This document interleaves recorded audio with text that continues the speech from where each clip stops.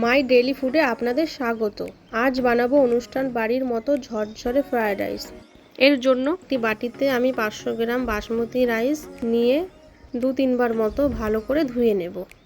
আমার ভালো করে ধোয়া হয়ে গেলে এটাকে 30 মিনিট মতো এখন ভিজিয়ে রাখবো।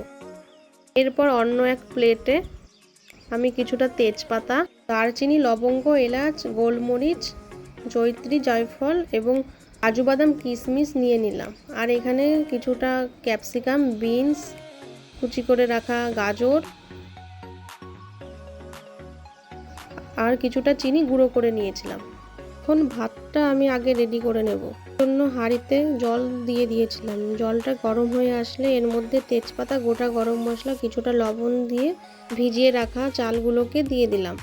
অন্যদিকে প্যান বসিয়ে দেব।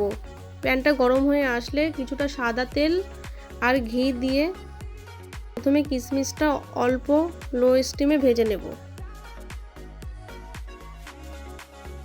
এরপর কাজু বাদামটা ভেজে নেব।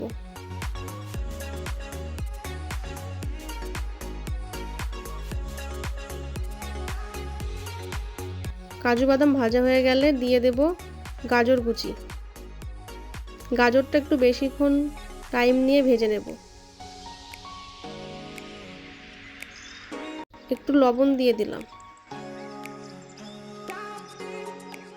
ভালো করে নাড়িয়ে চাড়িয়ে ভেজে নেব। গাজরটা যেহেতু বেশি টাইম লাগে তাই একটু ঢেকে ভেজে নেব।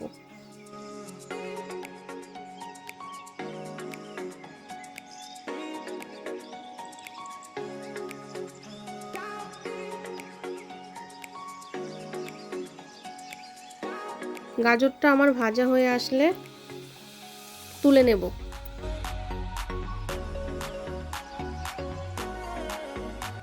এরপর আরেকটু সাদা তেল দিয়ে একটু ঘি দিয়ে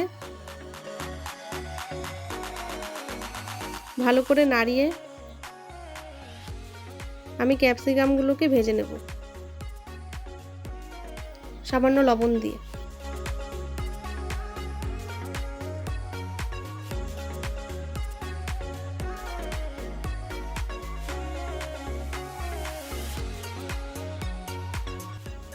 ক্যাপসিকাম ভাজা হয়ে গেলে দিয়ে দেব বিনস।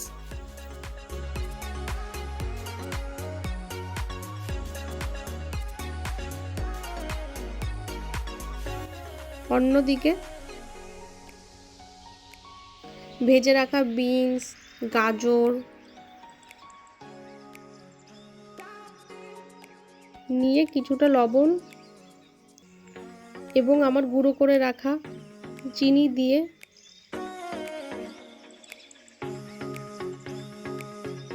একটু মিশিয়ে আগে থেকে ভেজে রাখা কাজু বাদাম কিশমিশ সবটা দিয়ে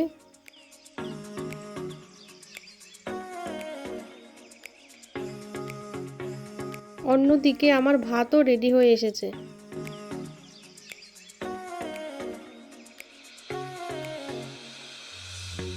অন্যদিকে ওই একই প্যানে আমি কিছুটা সাদা তেল আর ঘি দিয়ে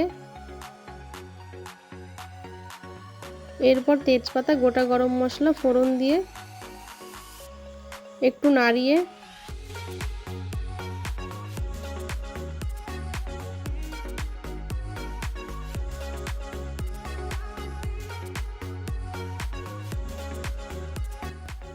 ভাতগুলোকে দিয়ে দেব। ভাতটা ভালো করে তেলের সাথে মিশিয়ে নেব।